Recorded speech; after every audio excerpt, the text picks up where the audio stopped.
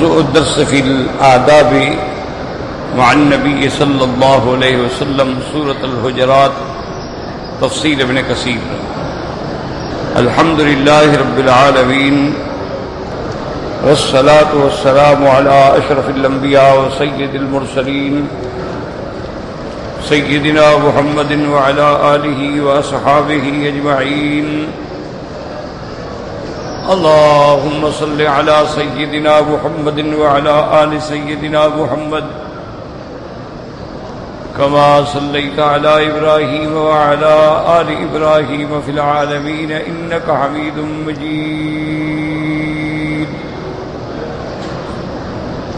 أعوذ بالله من الشيطان الرجيم. بسم الله الرحمن الرحيم.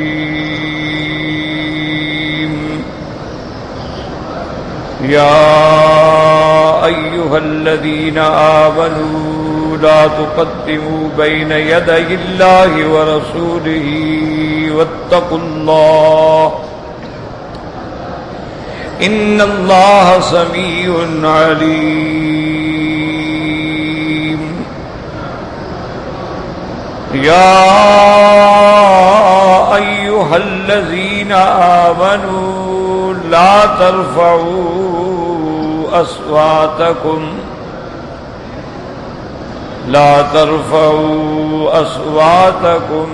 فوق صوت النبي ولا تجهروا له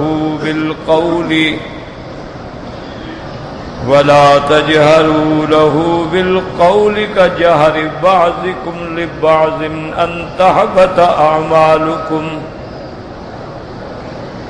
أن تحبط أعمالكم وأنتم لا تشعرون.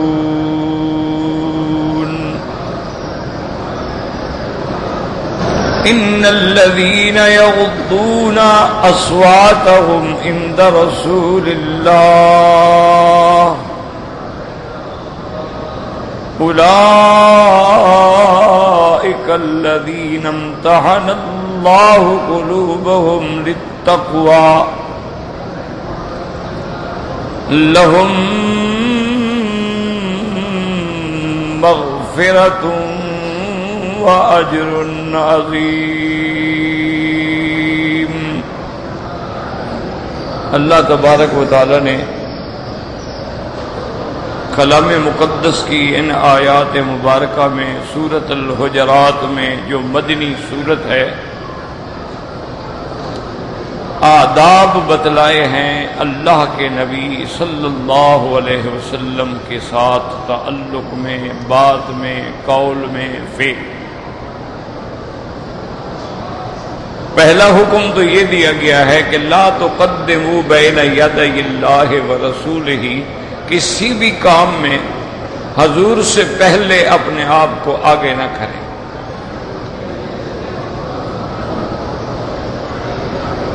نہ قول میں نہ عمل میں.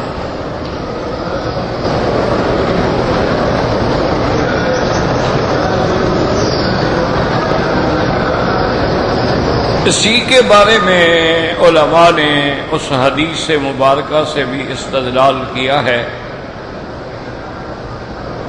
کہ حضور صلی اللہ علیہ وسلم نے جب معاذ بن جبل کو رضی اللہ تعالی عنہ کو یمن کی طرف بھیجا تو اس دور میں بھی یاد رکھو یہی قاعدہ تھا کہ جیسے آج ہر ملک میں کسی امام کی فقہ ہے، وہی وہاں متواتر ہے، اسی پہ تلقی بالقبول ہے، اسی پہ عمل ہے، اسی طرح حضور پاک کے زمانے میں بھی یہی بات تھی کہ حضور صحابہ کو بھیجتے تھے تو وہ صحابی جو ہے پھر اس علاقے کے لیے وہی مرجع فتویٰ ہوتا تھا کہ کسی کو ضرورت ہے اسی سے پوچھیں. تو حضرت معاذ بن جبل رضی اللہ تعالی عنہ کو جب یمن کی طرف آپ نے بھیجا تو آپ نے فرمایا کہ معاذ اگر وہاں کوئی مسائل پیش آئیں گے تو تم کیسے حل کرو گے؟ تو اس نے کہا حضور بے کتاب اللہ، اللہ کے قرآن سے. آپ نے فرمایا بھائی لم تجد، اگر وہ مسئلہ قرآن میں بھی نہ ہو، کوئی ضروری تو نہیں نا کہ ہر مسئلہ، ہر جزئی، ہر باریکی، ہر چھوٹی بات بھی قرآن میں ہو۔ قرآن پاک تو ہے ایک عظیم اور جامع اور ماننے کی کتاب ہے، اس میں تو اصول ہوتے ہیں کہ نماز قائم کرو بس۔ اب نماز کی جو تفصیلات ہیں، جو جزئیات ہیں، جو فرائض ہیں، جو واجبات ہیں، جو سنن ہیں، جو مستحبات ہیں، وہ تو قرآن میں ذکر نہیں ہوگا۔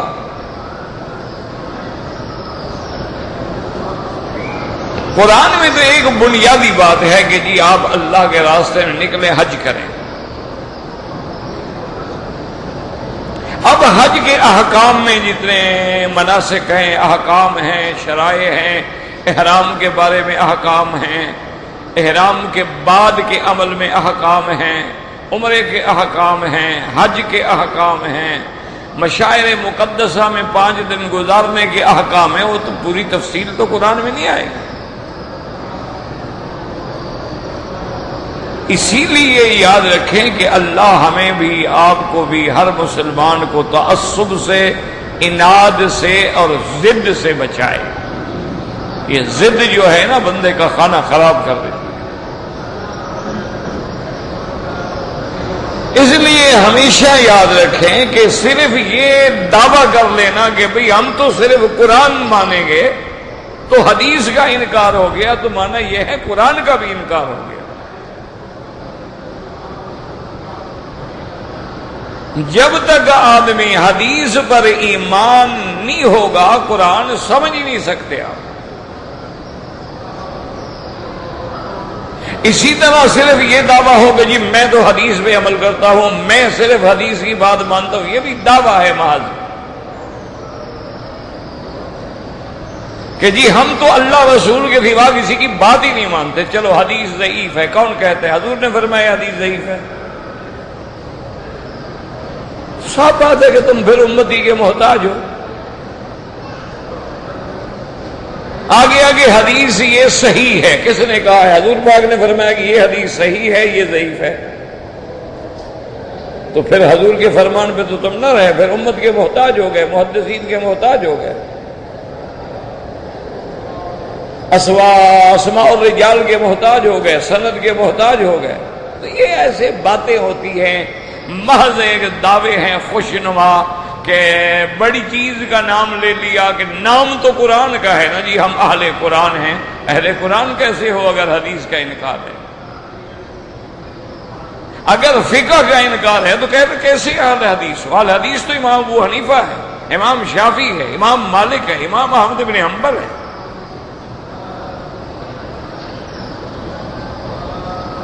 تو جیسے حدیث کے بغیر ہم قرآن پہ عمل نہیں کر سکتے، فقہ کے بغیر ہم حدیث پر بھی عمل نہیں کر سکتے۔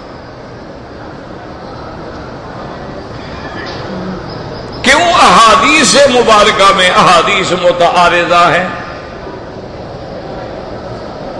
احادیث مبارکہ میں بعض ایسے احادیث مبارک ہیں جو پہلے حکم تھا بعد میں ختم ہو گیا، ناسخ و منسوخ ہے۔ احادیث مبارک کے اندر بعض ایسی روایات مبارکہ ہیں کہ ایک صحابی نے سنا، دوبارہ وہ حضور کی خدمت میں ہی نہیں آیا۔ تو یہ دعوے ہوتے ہیں خوشنما کہ بڑی چیز کا آدمی نام لے لیتا ہے اور پھر اصل مقصد جو ہوتا ہے وہ نعوذ باللہ، جیسے کوئی کہا نہیں جی ہم تو بس حضور کے غلام ہیں، حضور کے تابع ہیں ہم۔ جناب صحابہ کی بڑی شان ہے، لیکن صحابہ کو حجت تھوڑا ہے۔ صحابہ معصوم ہیں، صحابہ سے غلطیاں ہوئی ہیں، صحابہ کوئی معیار حق ہے؟ تو یاد رکھو حضور کی بات سمجھانے والے، بتلانے والے، ہمیں سمجھانے سنانے والے، اس پہ عمل کر کے دکھلانے والے صحابہ ہیں۔ صحابہ ختم تو حدیث ختم۔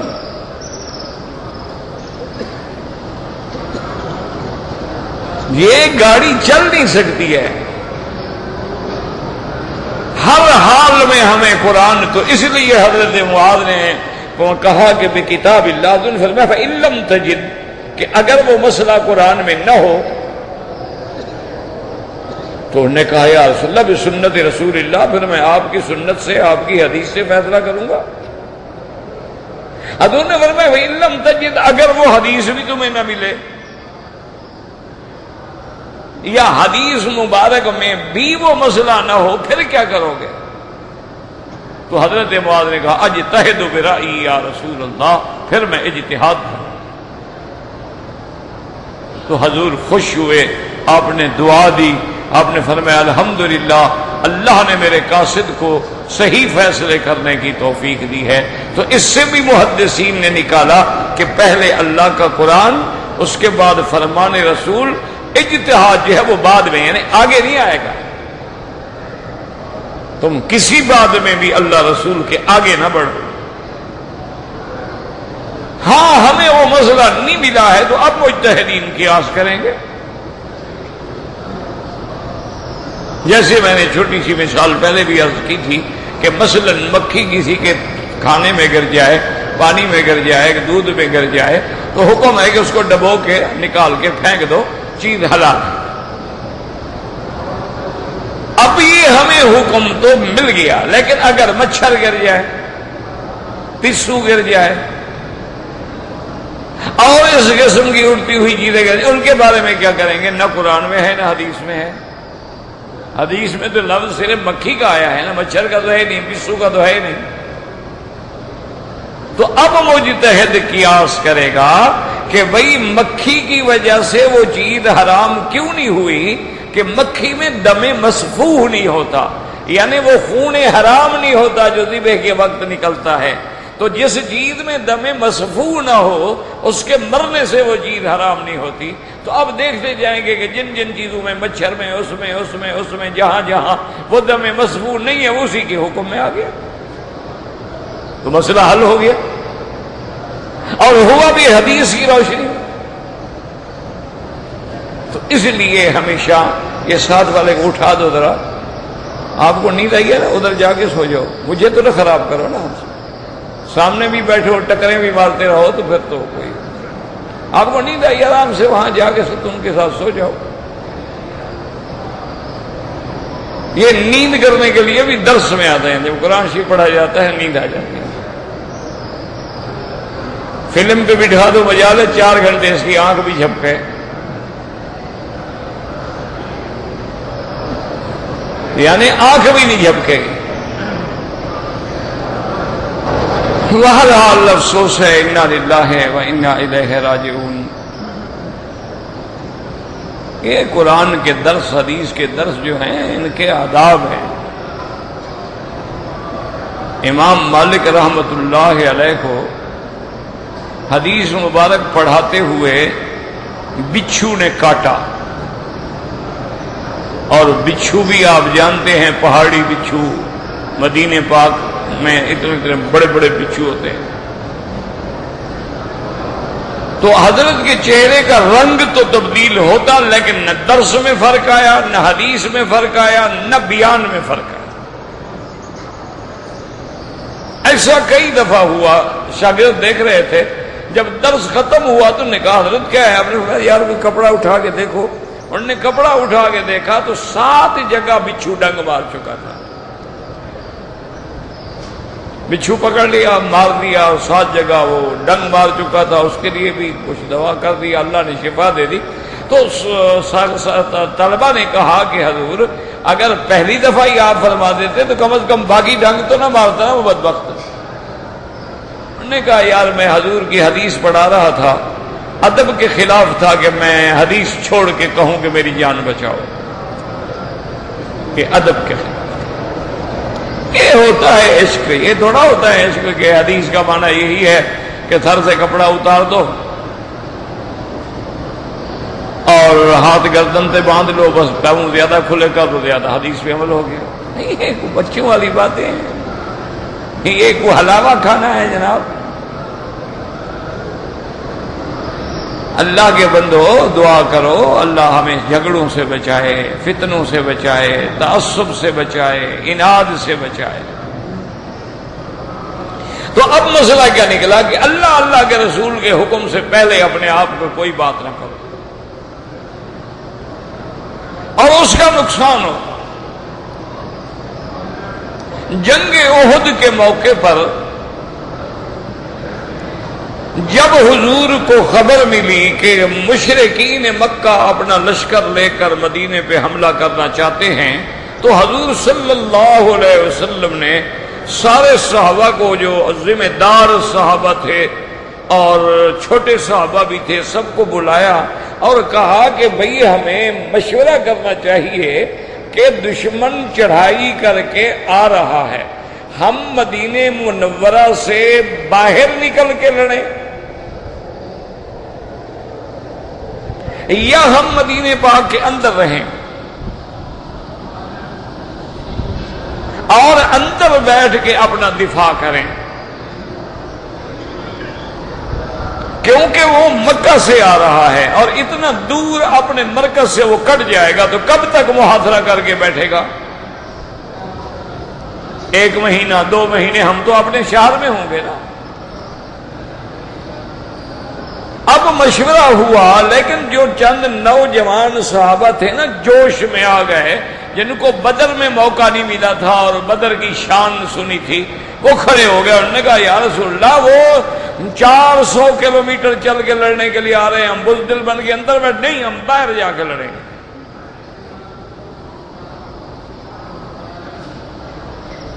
حضور صلی اللہ علیہ وسلم نے فرمایا جذبات میں نہ ہو، سوچ لو۔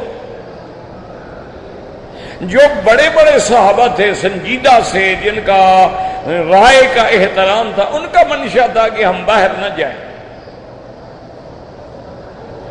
خود عالم سرکار دو عالم کا منشا بھی یہ تھا کہ ہم باہر نہ جائیں۔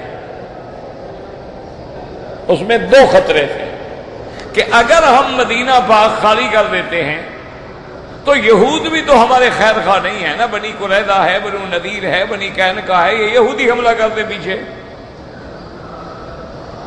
مدینہ تو خالی ہوگا نا۔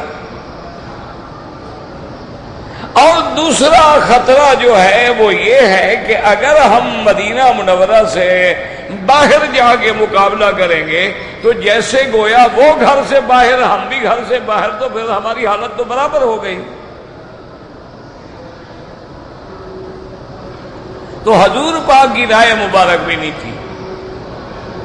حضور پاک بھی یہ چاہتے تھے کہ ہم مدینے میں رہیں اور دشمن سے لڑیں۔ اور پھر صحابہ نے سوچا تھا کہ بھئی ہم جب شہر میں ہوں گے تو ہمارے لیے تو ایک بڑی طاقت ہوگی نا، کہ اگر ہمارا ایک بندہ مکان کی چھت پہ کھڑا ہو جائے، وہ تو اینٹیں مار مار کے بھی دشمن کا ستیہ ناش کر دے۔ اگر دشمن ہماری گلیوں میں گھس آئے تو ہم پانی گرم کر کے بھی اوپر پھینکتے رہیں تو وہ جل مرے، لڑنے کی ضرورت ہی نہیں پڑے گی۔ لیکن جوان صحابہ جوش میں کہہ بیٹھے، حضور پاک اٹھ کے گھر چلے گئے۔ تھوڑی دیر کے بعد جب حضور صلی اللہ علیہ وسلم آئے تو آپ نے زرہ پہن لی تھی، جنگ کی تیاری کر لی تھی، تلوار اور تیر کمان ہر چیز حضور نے لے لی۔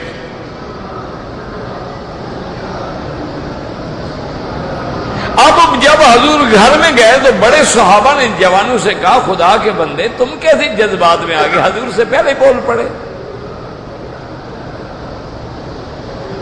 انہوں نے کہا اب جذبہ تو آ گیا ہمیں کہ بھی ہم بدر میں نہیں گئے تھے، ہمیں شوق تھا کہ ہمیں بھی موقع ملے، لیکن غلطی تو ہے۔ انہوں نے کہا جب حضور نے ابھی فیصلہ نہیں کیا، حضور مشورہ مانگ رہے ہو، کھڑے ہو گئے تو شور کر دیا۔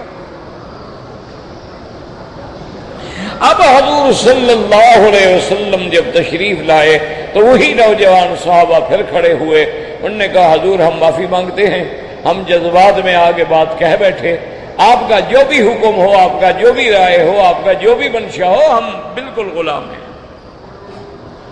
حضور نے فرمایا ما ينبغي لنبی، حضور نے فرمایا اب نبی کی شان کے خلاف ہے کہ جب میں نے زرہ پہن لی، ہتھیار اٹھا لیے، تو اب میں نہیں رک سکتا، چلو اب باہر لڑیں گے۔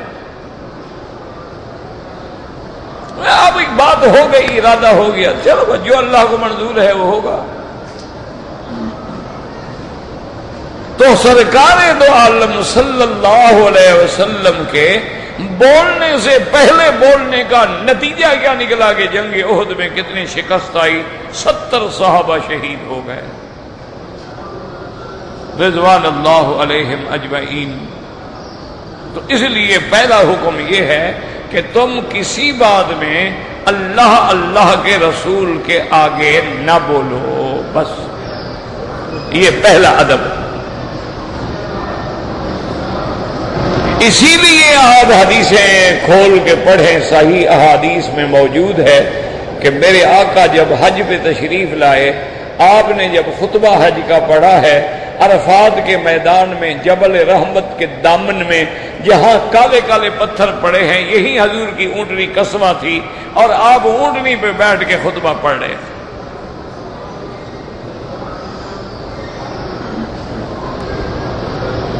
تو حضور صلی اللہ علیہ وعلا آلہ واصحابہ وسلم تسلیما کثیرا کثیرا، یعنی آپ جو ہے حجۃ الوداع کا موقع ہے اور خطبہ حجۃ الوداع،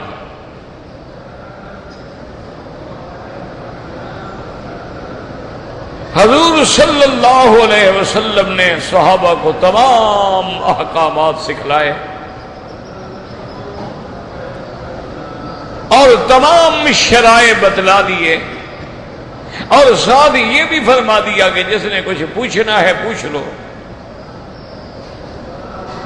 اور ساتھ یہ بھی فرما دیا کہ لعلی لا اراکم بعد عامی ھذا، ہو سکتا ہے کہ ہم اگلے سال ایک دوسرے کو نہ دیکھیں۔ اور بالکل وہی ہوا، حضور کا آخری حج ہے، پہلا حج ہے اور آخری حج ہے۔ آپ حج سے واپس آئے تو ربیع الاول میں وفات ہو گئی۔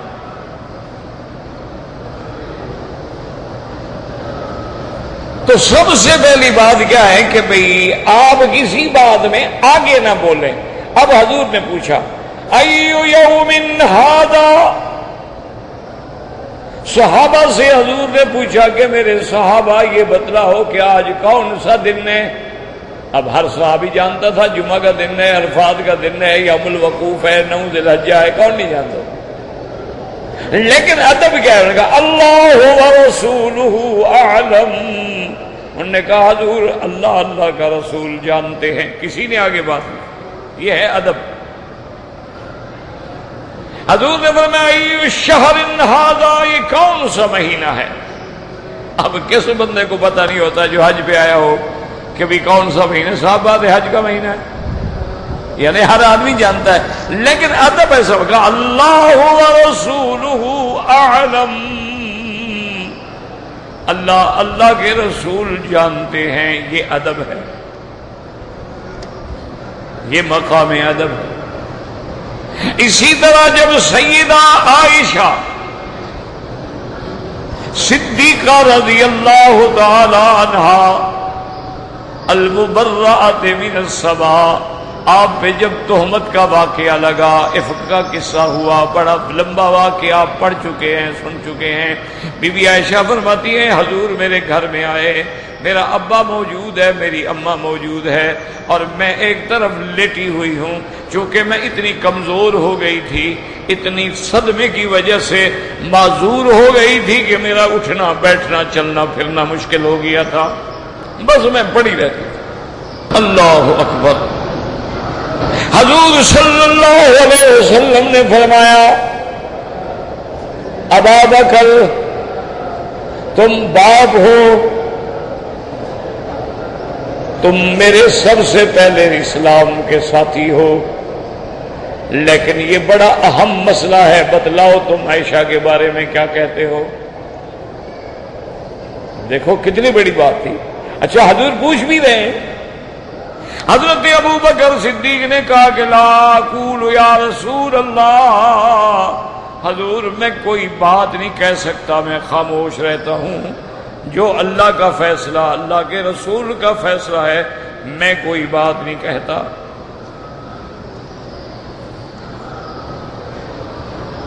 ہم دیکھیں کتنی بڑی بات ہے، لیکن ادب یہ ہے اللہ یا رسول، ورنہ ہر باپ اپنی بیٹی کی صفائی دیتا ہے، جی میری بیٹی پاک ہے، میری بیٹی اچھی ہے، میری بیٹی کی اعلیٰ تربیت ہوئی ہے، میری بیٹی سے کبھی ایسی غلطی نہیں ہوئی، میری بیٹی کی کوئی غلط سہیلی بھی نہیں ہے، باپ بولتا ہے نا کہ نہیں نبی ہے نا آگے، ابو بکر خاموش.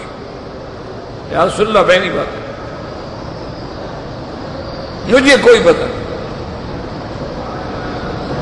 یہ ہے ادب کہ حضور کے آگے بس خاموش. حضور نے فرمایا آپ کی اماں سے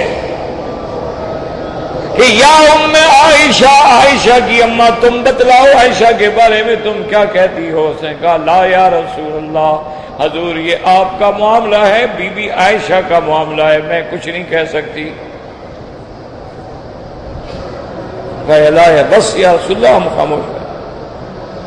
یہی مقام ہے ادب کا. ایک ادب ہے اور یہ حقیقت بھی ہے کہ اگر ابو بکر اپنی بیٹی کی صفائی دے تو ہر باپ بیٹی کے بارے میں صفائی دیتا ہے، ہر ماں اپنی بیٹی کی صفائی دیتی ہے، لیکن آگے حضور کا معاملہ ہے. دونوں خاموش نے کہا یا حضور ہم بولتے ہی نہیں. اب حضور نے فرمایا کہ عائشہ تم بات کرو، اگر تم سے گناہ ہو گیا ہے، غلطی ہو گئی ہے، اللہ سے معافی مانگو، استغفار کرو. میں بھی تمہارے لیے اللہ سے معافی مانگوں گا. اور اگر تم سے غلطی نہیں ہو گئی ہے تو بات کرو، کچھ دلائل دو، کوئی وضاحت کرو جو ہمیں مطمئن کرے کہ تم سے غلطی نہیں ہوئی ہے. کیونکہ سچویشن تو بڑی عجیب ہے.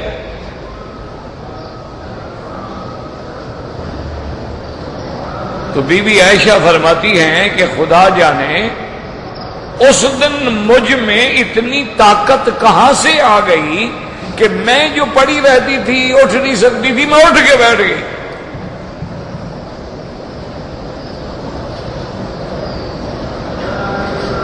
اور میں نے کہا یا رسول اللہ اگر میں کہوں کہ میں بے گناہ ہوں نا تو آپ لوگ نہیں مانیں گے.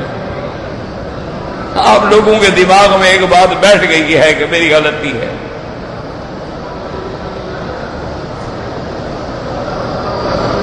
اور اگر میں کہوں کہ میں نے گناہ کیا ہے تو یہ میں جھوٹ کیسے بولوں؟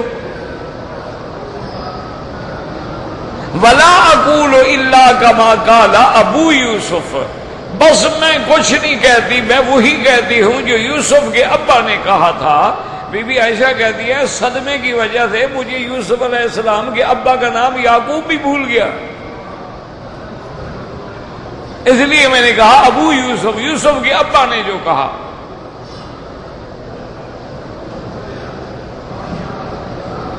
کہ یوسف علیہ السلام کے ابا نے جب بھائی آئے تھے اور انہوں نے کہا تھا کہ جی حضرت یوسف کو بھیڑیا کھا گیا ہے اور یہ قمیص لائے ہیں، یہ دیکھیں خون لگا ہوا ہے اور ہم کیا کریں، بس ہم کھیل میں مشغول ہو گئے اور بھیڑیا آگے کھا گیا.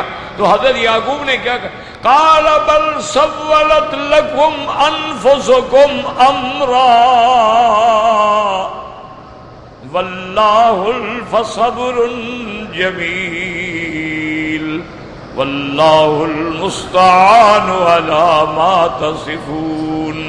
تو حضرت یعقوب علیہ السلام نے یہ فرمایا تھا، آپ نے فرمایا کہ یاد رکھو جو کچھ ہے تم لوگوں نے تمہارے اپنے جی نے بنایا ہے، میں صبر کروں گا اور صبر بھی جمیل، یعنی جس میں کوئی جزا فضا نہیں ہوگی، تم پہ کوئی گالی گلوچ نہیں ہوگی. واللہ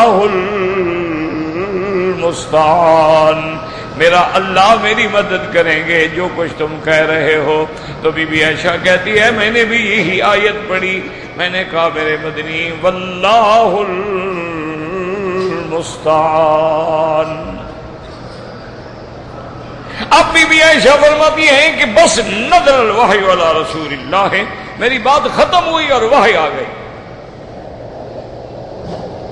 بی بی عائشہ فرماتی ہے میں نے ابے کی طرف دیکھا تو ان کا منہ بالکل سفید پڑ گیا ہے، میں نے ماں کی طرف دیکھا تو اس کا خون نچڑ گیا ہے، حیران بیٹھے ہوئے کانپ رہے ہیں. خدا جانے ہمارے گھر میں ابھی ابھی جو وحی آئی ہے، اللہ جانے کیا ہوتا ہے، کیا ہماری بیٹی پر عیب لگتا ہے، کیا ہماری بیٹی کے بارے میں کیا فیصلہ ہوتا ہے، وہ سارے کانپ رہے ہیں۔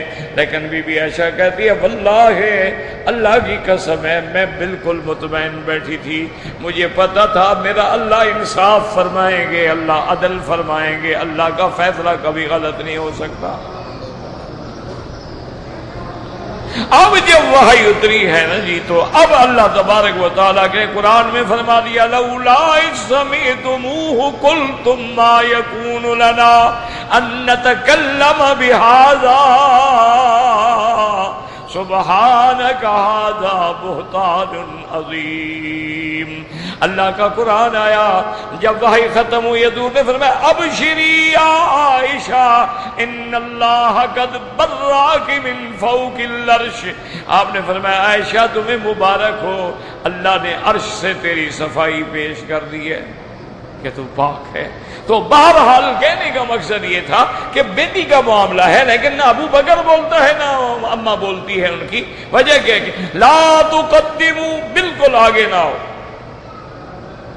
لا تقدموا بین یدی اللہ ورسولہ واتقوا اللہ۔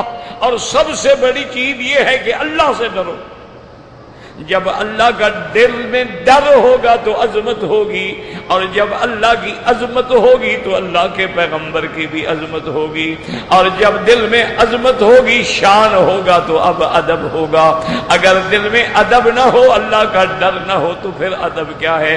آپ دیکھیں جو نماز میں کھڑے ہیں، جن کے دل میں اللہ کا ڈر ہے وہ ہلتے نہیں ہیں، اگر تیر بھی لگے ہوئے ہیں وہ نماز میں کھڑے ہیں، تیر نکل جاتے ہیں خبر نہیں ہوتی ہے۔ نماز میں کھڑے ہیں، آنتیں باہر نکلی ہوئی ہیں تب بھی نماز میں کھڑے ہیں۔ یہ اللہ کی عظمت و جلال ہے کہ جب اللہ تبارک و تعالیٰ پہ نظر ہے یا اللہ کی نظر ہے تو اب کسی اور طرف خیال نہیں جاتا۔ اور اگر دل میں عظمت نہ ہو تو پھر کبھی رومال بنا رہے ہیں، کبھی خرک کر رہے ہیں، کبھی کھیل رہے ہیں، کبھی گھڑی دیکھ رہے ہیں، کبھی موبائل نکال رہے ہیں۔ یہ پتہ نہیں کون سی نماز ہے بھائی، ان کو سارا کام نماز میں یاد آتا ہے۔ اور رومال بنانا ہے یار پہلے بنا لو، اس کے پھول چھول ٹھیک کر رہے ہیں تو پہلے سے نکال لو، موبائل کو کچھ سیٹ کر رہے ہیں پہلے کر لو، گھڑی میں ٹائم دیکھنا ہے پہلے دیکھ لو۔ نہیں، جب نماز گھڑی ہوگی پھر، اور جناب سجدے میں جائیں گے وہ مٹی نہ لگ جائے نا۔ کہیں کہ دل میں عظمت نہیں ہے، جب دل میں عظمت ہو، آپ دیکھیں نا جی کہ ایک ہائی کورٹ کے جج بیٹھا ہوتا ہے، وکیل آتے ہیں، اٹارنی جنرل آتے ہیں، بڑے بڑے اس سے بڑے بڑے برسٹر آتے ہیں، اس سے زیادہ پڑے ہوئے لوگ آتے ہیں، لیکن عدالت کا اپنا ایک دبدبہ ہے، ایک روب ہے، ایک تمکنت ہے، مجارے خاموش کھڑے ہوتے ہیں، اور ایسی خاموشی ہوتی ہے کہ سوئی بھی گرے تو آواز آ جائے۔ اور ہم اللہ کے دربار میں کھڑے ہوں اور جناب کبھی خارش ہو رہی ہے، کبھی ساتھ والے کو دھکا دے رہے ہیں، کبھی اس کو پکڑ کے ٹھیک کر رہے ہیں، کبھی حضرت آگے جا رہے ہیں، کبھی پیچھے جا رہے ہیں، کبھی سجدہ کرتے ہیں تو 2 قدم پیچھے آ جاتے ہیں، پھر رکوع میں جاتے ہیں 2 قدم آگے چلے جاتے ہیں۔ کوئی تماشا ہے؟ نماز ہے۔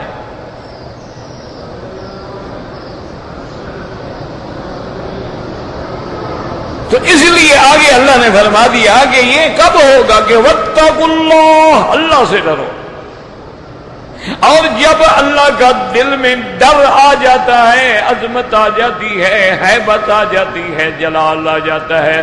یہی وجہ ہے کہ پیغمبروں کو معافی مل چکی ہے، لیکن قیامت والے دن کہیں گے نفسی نفسی نفسی، خشیت علی نفسی خشیت علی نفسی۔ آدم علیہ السلام کہیں گے مجھے تو ڈر ہے کہ آج اگر اللہ نے پوچھ لیا کہ کیوں درخت کھایا تھا، حالانکہ اللہ معاف کر چکے ہیں، اللہ کا وعدہ کبھی خلاف نہیں ہوتا ہے، اللہ بخش دیا، اللہ نے معاف کر دیا، لیکن اللہ کا جلال ہے، ہیبت ہے، عظمت ہے۔ اور آگے اللہ نے یہ بھی بتلا دیا ان اللہ سمیع علیم، تحقیق اللہ سننے والے ہیں، جاننے والے ہیں۔ کیا مانا؟ اگر تم نے حضور سے پہلے بات کر لی، یہ نہ کہو کہ کسی نے نہیں سنا، اللہ نے تو سن لیا۔ کبھی ہوتا ہے نا مجلس میں بیٹھے ہیں، کوئی بات نہیں، کبھی پیچھے ہو گیا، اچھا کسی نے سنا تو نہیں ہے نا۔ اللہ نے فرمایا تو لوگ نہ سنے لیکن اللہ تو سننے والا ہے نا۔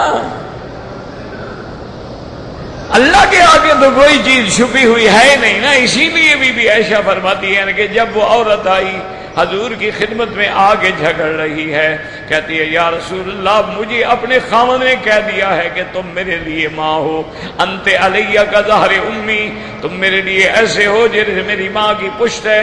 تو اس کہنے سے تو عورت ہمیشہ کے لیے حرام ہو جاتی ہے۔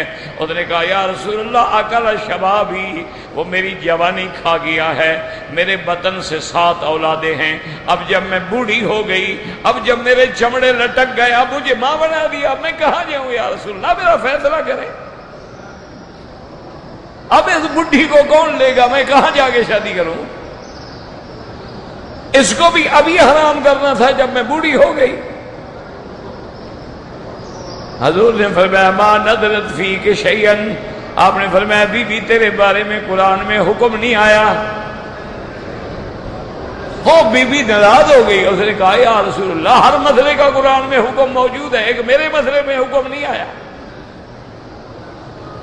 قرآن میں نماز کا مسئلہ موجود ہے، زکوٰۃ کا مسئلہ موجود ہے، روزے کا مسئلہ موجود ہے، حج کا مسئلہ موجود ہے، روزے میں رات کو بیوی حلال ہو جاتی، یہ مسئلے سارے، ایک میرا مسئلہ کیوں نہیں آیا؟ حضور نے فرمایا اللہ کی بندی جب اللہ نے مسئلہ نہیں نازل کیا، حکم نہیں فرمایا تو میں کیا کروں؟ انہوں نے کہا اچھا یا رسول اللہ بس آپ نے بھی میری فریاد نہیں سنی، میں بڑی امیدیں لے کے آئی تھی کہ آپ میرا مسئلہ حل کریں گے، آپ نے میری فریاد نہیں سنی، اب میں جا کے اپنا اللہ کی کورٹ میں دعویٰ دائر کرتی ہوں۔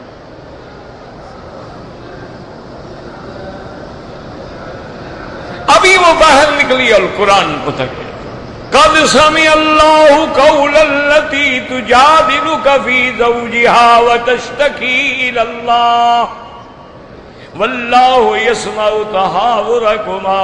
اللہ نے فرمایا میرا مدنی اللہ نے سن لیا ہے اس عورت کا جھگڑا جو آپ سے جھگڑ رہی تھی، ہم نے سن لیا ہے، وہ جو اپنے خاوند کے بارے میں جھگڑا کر رہی تھی نا ہم نے سن لیا، اور اب اللہ کو بھی شکایت کر رہی ہے، ہم نے سب شکایت بھی اس کی سن لی ہے، اور جب وہ بات کر رہی تھی ہم ساری باتیں سن رہے تھے۔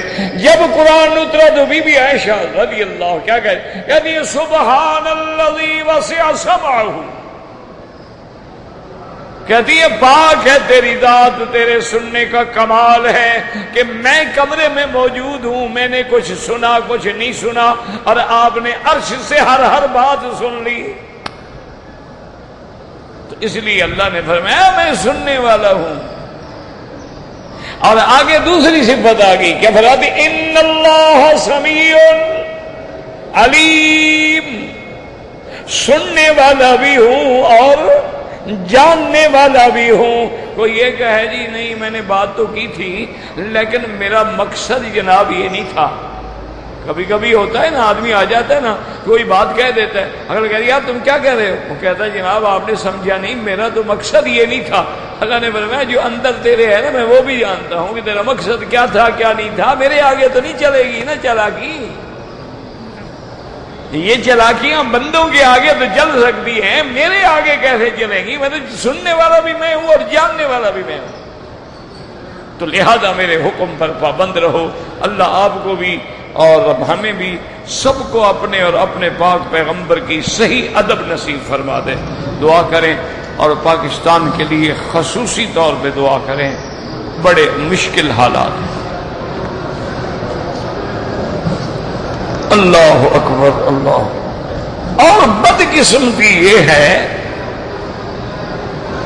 دیکھیں نا سب سے بڑی بات یہ ہوتی ہے آدمی بیمار ہو نا، اسی لیے آپ دیکھیں لوگ جاتے ہیں باہر کے ملکوں میں، یورپ جاتے ہیں، ادھر جاتے ہیں ادھر جاتے ہیں علاج کے لیے، حالانکہ وہاں بھی تو ہمارے ڈاکٹر ہوتے ہیں، وہی انڈو پاک کے ڈاکٹر ہوتے ہیں، ان کے ڈاکٹر کوئی آسمان سے نہیں ٹپکتے نا۔ بلکہ آپ حیران ہوں گے، مجھے تکلیف تھی نا گھٹنے کی، تو میں نے رائل کینیڈی ہاسپٹل میں وہاں کا جو سب سے بڑا آرتھوپیڈک کا وہ نی کا پروفیسر تھا، اس کا نام بھی پتہ نہیں ہاورڈ تھا یا کیا بلا تھا، وہ انگریز تھا، اس کے بارے میں لوگوں نے کہا کہ بھائی وہ سب سے بڑا ماہر ہے اس نی کا، لیکن اس کے بعد تو 3 مہینے تک اپائنٹمنٹ نہیں ہے۔ میں نے کہا تو مجھے اس کا نام دو، نے نام دے دیا، اسپتال بتا دیا۔ میں نے اپنی وہ کہتے ہیں نا مولوی پھر اپنی کتاب کھولتا ہے، جیسے کاروباری اپنے کھاتے کھولتے ہیں، بندیاں کھولتے ہیں نا، تو ہم مولوی بھی پھر اپنی کتاب کھولتے ہیں نا کہ لال کتاب کیا کہتی ہے۔ تو کتاب کھولی تو آگے ایک سکندر بھٹی ڈاکٹر کا نام لکھا تھا، اسی علاقے کا تھا۔ میں نے کہا چلو یار یہ بھی ڈاکٹر تو ہے نا، پھر ہم مولوی تو جوڑ لگاتے ہیں نا مسلموں میں۔ میں نے فوراً اس کو ٹیلی فون کیا، وہ میرا بڑا تعلق والے میرے ایک بہت بڑے دوست تھے، میرے زمینوں کے وکیل تھے، ان کا بیٹا تھا۔ تو اس نے کہا انکل میں تو آپ کا بھتیجا ہوں۔ میں نے کہا بھتیجے مجھے کام ہے، یہ مسئلہ ہے، اس ڈاکٹر کو میں نے، اور نے کہا اتفاق یہ ہے میں اسی ڈاکٹر کا اسسٹنٹ ہوں، میں اسی کا نائب ہوں۔ آپ نے بڑے اچھا ٹیلی فون کیا، میں ابھی آپ کو 15 منٹ میں بتاتا ہوں۔ 15 منٹ کے بعد نے فون کیا، اس نے کہا ڈاکٹر صاحب کہتے ہیں کہ چونکہ وہ مکہ مکرمہ سے آئے ہیں، ہولی پلیس سے آئے ہیں، مقدس سرزمین سے آئے ہیں، میرے پاس ٹائم نہیں ہے، لیکن میرا جو ٹائمنگ ہے وہ شروع ہوگی 8 بجے سے، تو مکی صاحب جو ہیں وہاں میرے کلینک میں 7:30 بجے آ جائیں، میں اپنے ٹائم سے آدھا گھنٹہ پہلے ان کو دیکھ لوں گا۔ تو الحمدللہ میں چلا گیا، اس نے دیکھا، خیر یہ وہ جو کچھ اس نے کیا، اس کو میں نے یہ ویسے باتوں میں بتا دیا۔ میں نے کہا یار ایک ڈاکٹر ہے محمد شافع، اس کے بارے میں بھی مجھے پتا لگا ہے کہ وہ نی کا اچھا ہے۔ اس نے کہا مکی صاحب وہ اتنا بڑا قابل ڈاکٹر ہے کہ میں نے ڈائری میں لکھ کے رکھا ہوا ہے کہ خدا نہ خواستہ کبھی میری کوئی ہڈی وڈی ٹوٹ جائے تو میرا علاج اسی سے کرایا جائے۔ انہوں نے کہا اتنا اچھا ڈاکٹر تمہارے پاس تھا، مجھے دکھانے کیوں آئے ہو تم؟ یعنی وہاں مسلمان ڈاکٹروں کا اتنا بڑا مقام ہے، اتنی بڑی عزت ہے، لیکن وجہ کیا ہے کہ وہاں علاج مناسب ہوتا ہے اور ہمارے ہاں علاج موافق نہیں ہوتا۔ اس کی وجہ یہ ہے کہ وہ علاج شروع نہیں کرتے جب تک تحقیق نہ کریں، جب تک اس مرض کی جڑ تک نہ پہنچیں، وہ آپ کو اسپرو کی گولی بھی لکھ کے نہیں دے گا۔ اور آپ کا پورا انویسٹیگیشن کریں گے کہ جناب آپ کیوں کب پیدا، میرا جب شروع ہوا نا جی تو میں اتنا تنگ آ گیا۔ ایک تو وہ عورت تھی، مصیبت یہ تھی کہ وہ لڑکی تھی، اور وہ بھی جیسے ہوتی ہیں وہاں کی لڑکیاں، بولڈ قسم کی، اور پتہ نہیں لباس پہنا ہوا تھا یا لباس کو لڑکی نے خود پہنا ہوا تھا، کوئی مجھے پتہ نہیں ہے کہ لباس اس پہ تھا یا وہ لباس پہ تھی۔ تو بہرحال ایک تو اس قسم کی بولڈ قسم کی لڑکی، اور پھر جناب ایسے سوال شروع کیا آپ کب پیدا ہوئے، کہاں پیدا ہوئے، کیوں پیدا ہوئے؟ ان کا غلطی کی میں نے۔ تو یعنی وہ ابتدا سے شروع ہوتے ہیں، تمہاری ہسٹری دیتے ہیں کتنے کہاں پڑھے، کیا کیا پڑھے، کیا کیا کام کرتے تھے، پڑھنے کے وقت میں آپ کوئی گیم کھیلتے تھے، انڈور گیم، آؤٹ ڈور گیم، کون کون سی گیم، آپ کبھی ویٹ اٹھاتے تھے نہیں اٹھاتے تھے، ورزش کرتے تھے نہیں کرتے تھے، اب کرتے۔ وہ جناب کوئی 2 صفحے کی اتنی بڑی اس نے رپورٹ بنائی۔ میں نے اس کو کہا، میں نے کہا ابھی سوال تمہارے ختم ہیں یا باقی؟ انہوں نے کہا 2-4 باقی۔ میں نے کہا میں علاج ہی نہیں کرا تھا، مجھے بخش دو۔ اور نے کہا سر یہ آپ کے فائدے کے لیے، آپ کیوں ناراض ہو رہے ہیں، ہم تو آپ کے لیے کر رہے ہیں نا۔ میں نے کہا ناراضگی تو میرے کہنے کا مقصد ہے کہ جب تک تحقیق نہ ہو وہ علاج ہی نہیں کرتے۔ ہماری مصیبت جو ہو رہی ہے نا ملک میں وہ یہی ہے کہ مرض کی تحقیق ہی کوئی نہیں کر رہا نا، کہ مرض کیوں ہے، یہ ہو کیوں رہا ہے۔ اور ایک اندھے کو بھی پتا ہے اس بیماری کا، لیکن حال یہ ہے نا کہ جیسے کبوتر آنکھیں بند کر دیتے ہیں نا بلی کو دیکھ کے، وہ سمجھتے ہیں بلی بھاگ جائے گی۔ بلی بھاگ کہاں جائے گی؟ جب آنکھیں بند کرو گے اور کھا لے گی۔ پہلے تشخیص تو کرو نا، بیماری کیا ہے، علاج تو بعد میں دیکھا جائے گا نا۔ دو لفظی تحقیق ہے، اللہ کے رسول کی نافرمانی اور کفر کی غلامی، جس کی وجہ سے یہ سارا عذاب۔ علاج کیا ہے؟ اللہ کے آگے توبہ کرو اور کفر کے آگے ڈٹ جاؤ، سارے مسئلے حل ہو جائیں گے۔ وہی جو آپ سبق پڑھ رہے ہیں، اشداء علی الکفار رحماء، یہی تمہارے سبق میں حل موجود ہے۔ لیکن سب کچھ کے باوجود دعا کرو کہ اللہ حفاظت کرے۔ جیسا بھی ہے مسلمانوں کا ملک ہے، اللہ تمام عالم اسلام پہ حفاظت کرے۔ اللہ اس بلد الامین اور حرمین الشریفین سے خاص دعا کیا کریں، اللہ ہر دشمن کے حملے سے محفوظ رکھے، کیونکہ اب دشمن تمہارے مرکز پہ حملہ کرنا چاہتا ہے۔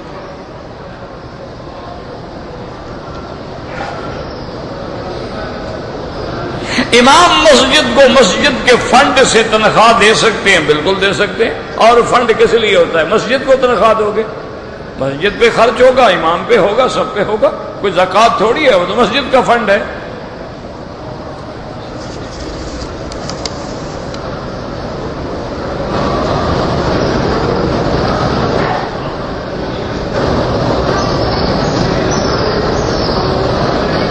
میرے والدین سے اختلاف ہیں، بہرحال دین کے بارے میں اختلاف ہے، تم دین پہ قائم رہو، لیکن والدین کی فرما برداری ہر حال میں کرو۔ جو حکم تمہیں دین کے خلاف دے وہ نہ مانو۔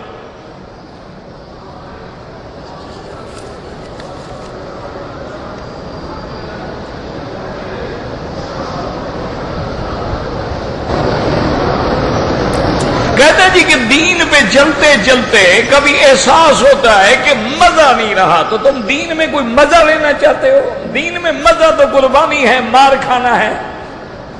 چل سکتے ہو تو چلو ورنہ مت چلو، کیا ضرورت ہے؟ دین میں چلو گے تو بلال کی طرح پھر کانٹوں پہ لوٹنا پڑے گا، مار کھانی پڑے گی، سمیہ کی طرح دو ٹکڑے ہونا پڑے گا، ورنہ بس سیدھے سادے مسلمان، فرض نماز پڑھو، روٹی پوٹی کھاؤ، اپنا کماؤ، اور کیا ہے۔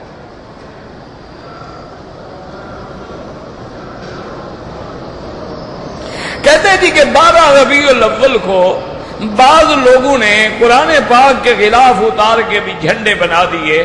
بہرحال ہم تو بابا جھنڈوں کے بھی قائل نہیں ہیں، یہ جھنڈیوں کے بھی قائل نہیں ہیں، یہ جو سجائے جاتے ہیں، یہ کمکمے جلائے جاتے ہیں، یہ بدعات ہیں، ان کا نہ دین سے تعلق ہے نہ ان کا صحابہ سے تعلق ہے۔ اگر میلاد منانا دین ہوتا، دین کامل ہو چکا ہے، اللہ کا نبی حکم دیتے کہ ہر سال میرا میلاد منایا کرو۔ اگر یہ محبت ہوتی تو سب سے پہلے ابو بکر، عمر، عثمان و علی مناتے، حسن حسین مناتے۔ تو نہ یہ دین ہے نہ آداب محبت ہے، یہ محض بدعت ہے، رواج ہے۔ جتنا تم لائٹنگ کرتے ہو، اتنا پیسہ اکٹھا کر کے حضور کی امت کے غریبوں کو تقسیم کر دو تو وہ تمہاری نجات کا ذریعہ بن جائے گا۔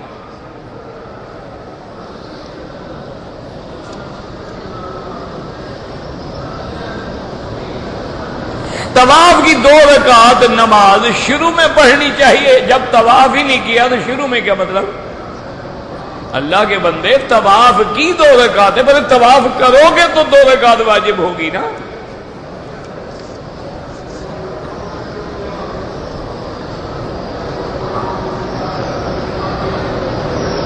کہتے جی کہ ایک ڈاکٹر صاحب ہیں، وہ کہتے ہیں کہ برتھ ڈے منانا حرام نہیں۔ ڈاکٹر ہے نا، عالم تھوڑا ہے، وہ تو ڈاکٹر ہے نا، ڈاکٹر کا تو کام یہی ہے، کاٹ پھاٹ کرنا۔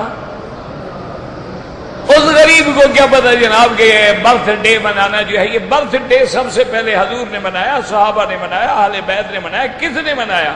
اور یہ تاریخ میلادی جو ہے یہ تو عیسائیوں کی طریقہ کار ہے،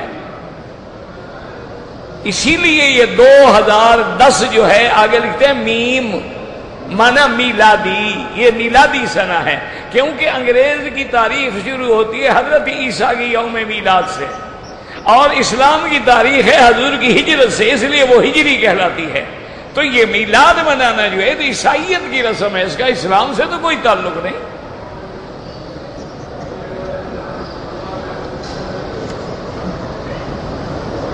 زمزم کا پانی یا کوئی پانی ہو بیٹھ کے پیا کریں. یہ جاہلوں کی بات ہے کہ جب زمزم آئے تو کھڑے ہو جاؤ گے، زمزم کھڑے ہو کے پینا ہے، یہ تو جاہل لوگوں کی بات ہے. زمزم کا پانی بھی بیٹھ کے پیو. اگر کسی نے کھڑے کھڑے پی لیا تو گناہ نہیں ہوگا. دوسرا پانی اگر کھڑے ہو کے پیے گا تو گناہگار ہے، لیکن زمزم کھڑے ہو کے پی لیا کوئی حرج نہیں. اور محدثین فرماتے ہیں حضور نے کھڑے ہو کے پیا، نیچے بیٹھنے کی جگہ ہی نہیں تھی، حضور کنویں پہ کھڑے تھے، نیچے سارا پانی تھا.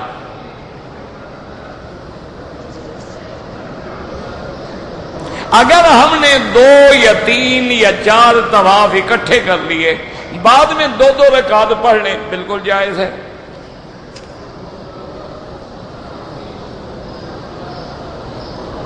کہتے جی کہ ہم کسی کے گھر میں جاتے ہیں، وہ دعوت کھلاتے ہیں، ہمیں پتہ ہوتا ہے کہ یہ رشوت بھی کھاتا ہے، تو ضروری تو نہیں نا کہ جو پلیٹ اس نے ہمارے لیے بنائی ہے وہ رشوت والا پیسہ اس پلیٹ میں آ گیا ہے. اس کے بعد اور بھی تو حلال ہے نا، ہم حلال والا حصہ سمجھ لیں، کوئی مسئلہ نہیں، کھا سکتے ہیں، مزے کریں. ہم آج کل جو پرفیوم ملتے ہیں ان کا لگانا جائز ہے، بالکل جائز ہے. وہ پرفیوم جو ہے نا میرا بھائی، الکوہل نہیں رہتا، اڑ جاتا ہے، پھر الکوہل تبدیل ہو جاتا ہے. جیسے شراب کو رکھ دو سرکہ بن جائے تو اب شراب تو نہیں رہے گی نا. یا ویسے تم کوئی میٹھی چیز کھجوریں بھگو کے 8-10 دن رکھ دو تو شراب بن جائے گی، وہ حرام ہے. جھینگے کھانا جائز ہے، بالکل جائز ہے. حجر اسود کا دور سے اشارہ کریں. ہر سن میرا بھائی کہ یہ وہ کون سی کتاب ہے جس میں لکھا ہے کہ حضور نے رفع یدین نہیں کی؟ تم نے کون سی کتاب پڑھی ہے جو میں بتاؤں آپ کو جناب؟ یہ تو ہر حدیث کی کتاب میں ہے. سنن ترمذی میں ہے، نسائی میں ہے، ابن ماجہ میں ہے، ابو داؤد میں ہے، طبرانی میں ہے، ابن ابی شیبہ میں ہے، مصنف عبد الرزاق میں ہے، طبرانی میں. کون سی حدیث کی کتاب ہے جس میں حدیث نہیں ہے؟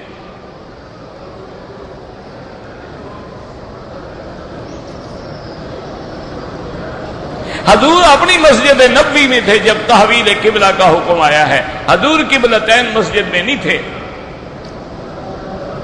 میلاد منانا بالکل ناجائز ہے، عرس منانا بالکل ناجائز ہے. زندہ آدمی کے لیے نہیں، اپنے لیے طواف کرو. اگر کوئی آدمی دم ادا نہ کرے گناہگار ہے، جب اللہ پیسہ دے ادا کرے. غریب ہے روزے رکھ لے. میں ہر بدھ کو آتا ہوں دبئی سے لوگوں کی خدمت کے لیے. اگر عمرہ نہ کروں کوئی حرج نہیں، چونکہ آپ ڈرائیور ہیں یا خدمتگار ہیں، آپ کے لیے کوئی ضروری نہیں. میری جوان بیٹی کا سب انتقال ہو گیا ہے، اللہ مغفرت فرمائے، اور اللہ آپ سب کو صبر جمیل عطا فرمائے. اور جو مسلمان حادثوں میں دھماکوں میں شہید ہو رہے ہیں اللہ ان کی مغفرت فرمائے، اللہ ان کے پسماندگان کو صبر جمیل عطا فرمائے، اور اللہ ظالموں کے ظلم سے بچائیں. اللہ تبارک و تعالی یہود اور ہنود کی سازشوں کو ناکام فرما دے، اور اللہ اسلام کا بول بالا فرما دے، اور اللہ کفر کا منہ کالا فرما دے. ربنا تقبل منا انك انت السميع العليم وتب علينا انك انت التواب الرحيم. صلى الله تعالى على خير خلقه سيدنا محمد وعلى آله وصحبه اجمعين.